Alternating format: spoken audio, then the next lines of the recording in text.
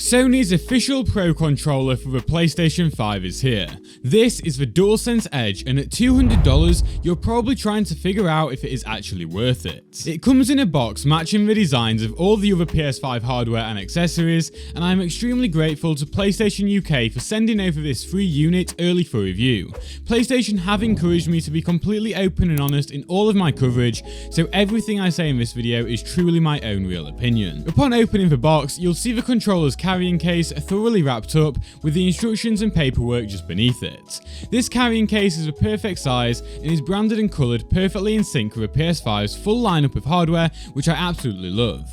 The shell is made of a hard, premium feeling plastic, so if you are ever to drop this, you can rest easy knowing that your controller will be protected on the inside. Pulling back these PlayStation zips to open the case then, your eyes are instantly drawn to the Edge controller itself, but we'll get to that later. In the carrying case, you'll also find 2 domed back buttons, 2 metal lever back buttons, 4 domed thumbsticks, a cable lock mechanism, and a braided USB-C cable in the netting at the top.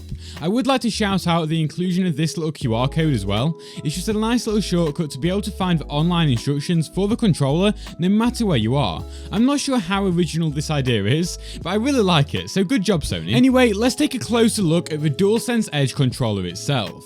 Firstly, you'll notice that the face buttons and touchpad are black instead of clear and white, giving it a distinct contrasting look from the original Dualsense. My absolute favourite part is the array of PlayStation icons engraved into the touchpad that actually glisten under light, and they really add to that premium stylish look of the controller. Similarly, a textured grip made from those icons has been added to the bottom of both triggers, meaning that it won't be as easy for your fingers to slide off in mid-game. I love both of these additions so much. However, I must admit that I wasn't initially fond of the glossy faceplate beneath the touchpad, as whilst it matches the design of the centre of the PS5, it is undeniably a fingerprint magnet. It kind of makes me want to wear gloves whilst using it even. I would be intrigued to see what this controller would look like if this was made from the same solid matte colour use of the touchpad. That said, the glossy look has grown on me a little, but I'm still not 100% sure. Speaking of aesthetics only, the rest of the controller is the same as a regular DualSense, including those tiny PlayStation icons all over the back. It does feel great in my hands too, and just holding it makes me feel like a pro. Now, only if my skills were able to reflect that. I'd give the look of the controller a solid 9 out of 10, but I want to know what you think, so drop your rating in the comments along with your favourite visual aspect of it. Enough of the looks, let's dive into the fun stuff and what really makes this controller worth considering buying. First up, the Edge controller has 2 slots for back buttons on the back of it, labelled as RB and LB. You can either use the domed buttons or the lever buttons. It is worth mentioning that all of these buttons are made from metal, elevating the feel of the controller and significantly boosting durability. Personally, I like to use the regular paddles as they naturally sit beneath my fingers, but if I ever find myself accidentally pressing them, it's nice to know that I could swap them out for the domed buttons, which require more meaning behind the click for the input to be registered. I've been particularly impressed with how easy it is to slot these buttons into the controller too. They use magnets, so it's literally just a 2-second job if you are wanting to swap them out. It's really cool and quite satisfying at the same time. If you aren't familiar with Pro controllers, then the benefit of having buttons on the back is that you can perform actions in game using the face buttons without the need to take your thumb off of either of the thumbsticks. For instance, let's say I'm playing a first-person shooter like Call of Duty. With these paddles, I can continue to aim perfectly at the same time as jumping and sliding, as I can map those functions to the buttons on the back. Comparatively, anyone using a regular controller will be forced to drag their thumb up to the right to jump or slide, temporarily hindering and taking their focus from their aim. Well, that is unless you play claw, but if that's the case, definitely consider doing your hands a favour and use a Pro controller instead. It's cheaper and nicer than the medical bills and pain you're gonna suffer in the long term. Another perk the Dualsense Edge can give you in shooters especially is the ability to reduce the movement range of the 2 triggers independent from each other. You can set this to the shortest option so that it is easy to spam fire in shooters, giving you a huge advantage over other players, or you can keep it up if you need that full range for something like driving a vehicle. I do love this feature, but I have noticed that when set to the shortest option, the trigger makes this quiet sort of plastic squeaky sound that isn't present when it is disabled. This isn't an issue at all if you're wearing headphones, but it's something I noticed and thought should be pointed out, even if it doesn't exactly bother me personally. Regarding the general feel of the DualSense Edge, it very much sits in your hands the same way the regular PS5 controller does, but has a few additions that make it feel that little extra bit premium. As I mentioned earlier, I love the textured icons on the triggers and the metallic feel of the back buttons. They certainly elevate the overall feel of it. Furthermore, I have noticed that the Edge has a little more weight to it than the standard DualSense, presumably due to its additional components, but I actually kind of like it. I don't think the difference is something you'd notice without going straight from one to the other though, so it is negligible but definitely there. All that said, the biggest upside to having a DualSense Edge for me lies in the software side of things. As with it being from Sony themselves, it's got a native integration into the PS5's UI, really allowing it to shine. Due to this, you're able to create and switch between custom profiles and button mappings within the PS5's menus, unlike most third-party controllers where you instead have to do so with a series of button combinations. Once you create and name a custom profile, you're not only able to customize the button assignments completely for it, but you can completely adjust the dead zone and sensitivity for both the sticks and triggers. In the submenu for the button assignments, you can not only map whatever button you want to the back paddles, but you can also change the assignments for the rest of the controller. Additionally, you're able to disable some of the buttons such as the PS button and options buttons so that you don't accidentally press them, taking yourself out of the midst of a tense moment in a game. There is basically an unlimited amount of customizability here that you don't fully see on other Pro controllers. Taking the DualSense Edge to the next level though is the power to customize the stick sensitivity and dead zone completely.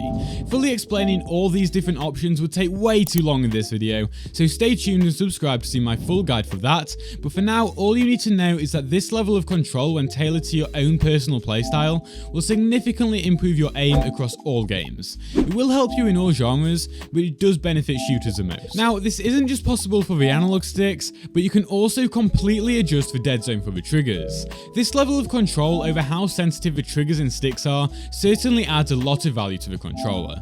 Again, you don't see this very often or even at all on third-party PS5 Pro controllers.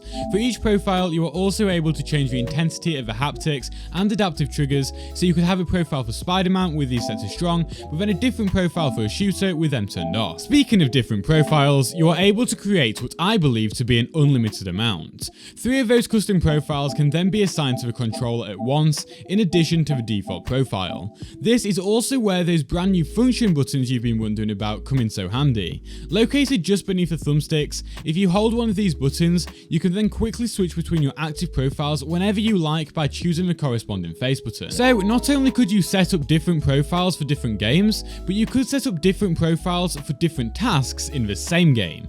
Using Warzone or Fortnite as an example, you could have a profile where the back buttons and dead zones are set one way for combat, but then another profile where they are set up for driving a vehicle.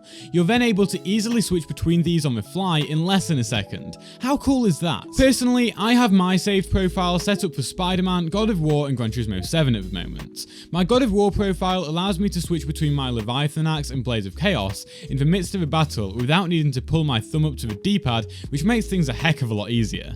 So the back buttons do benefit single player titles too. For GT7, I have the right button set to be gear up and the left set to be geared down, so they literally act like paddles would on a racing wheel. Again, this just shows that this controller benefits all genres and not just shooters. Back to those FN buttons, you can also use them to adjust your volume and audio balance on the fly. If you hold one in whilst using up and down on the D-pad, that controls the overall volume, and if you use left and right, that changes the balance between game audio and party chat.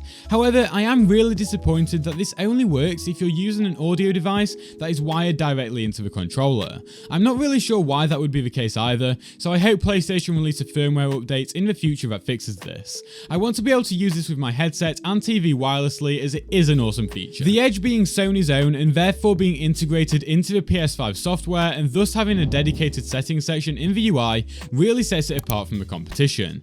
Let me know what you think of this in the comments. I love it. Anyway, back to looking at the controller itself. It comes with your standard concave thumbsticks caps installed, but as shown earlier, you get an additional 2 sets in the carrying case, regular domed and high domed.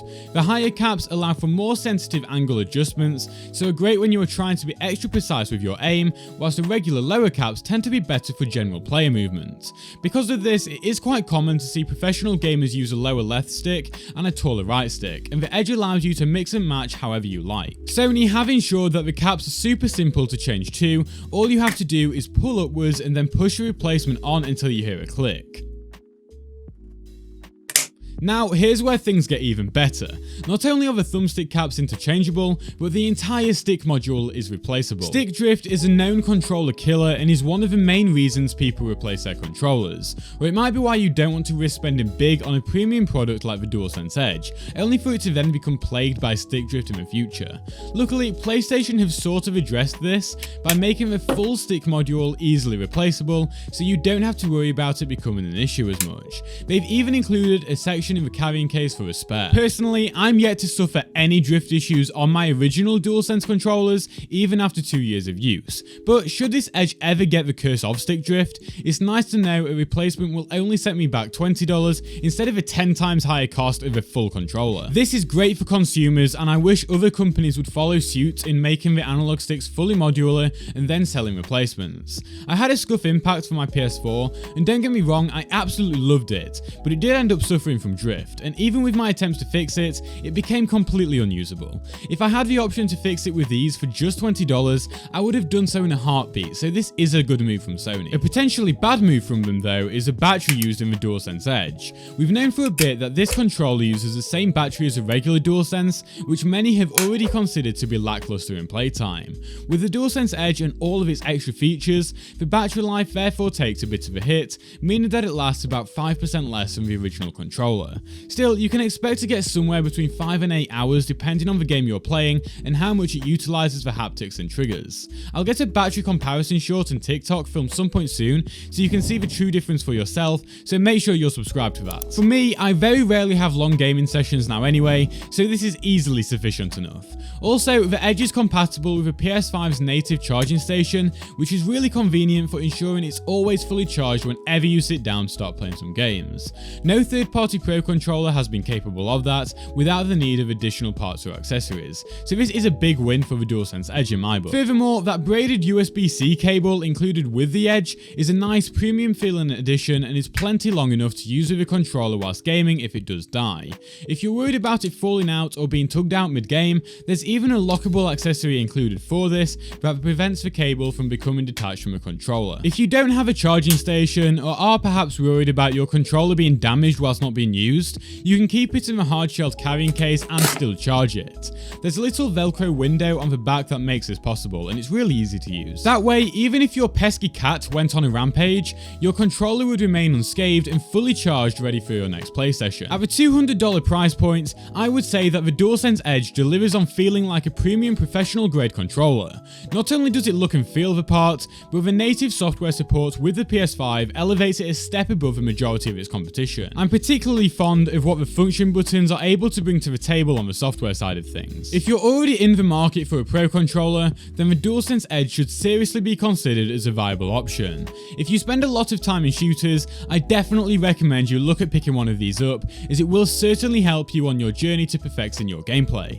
If you're like me though and spend most of your time enjoying narrative-driven games, it will still provide you with a lot of extra value. As I showed earlier, it's really useful in Ragnarok for switching between weapons, and in Spider-Man you can attack whilst maintaining full camera control, and even in racing games it's useful as you can use the paddles to switch between gears. That said, if you're looking for more than 2 additional inputs on the back, then you will have to go elsewhere. I do hope that Sony release a successor to the Edge some point down the line, with 4 paddles instead of 2 and a greater battery life as well. Even as it is though, the DualSense Edge has a lot to offer and is an excellent addition to the PS5's lineup of hardware. I'd love to hear your opinions on it too, so drop your rating in the comments, along with a like on this review if you enjoyed it. Thank you again to PlayStation UK for gifting me this controller before the official release, making this video possible. If you want to pre-order before January 26th, or get your hands on one when they are released, I'll leave links in the description. Also, watch a video on screen now for my tips on how you can get the most out of your DualSense Edge controller, or the one below it to see my review of a third-party back button attachment.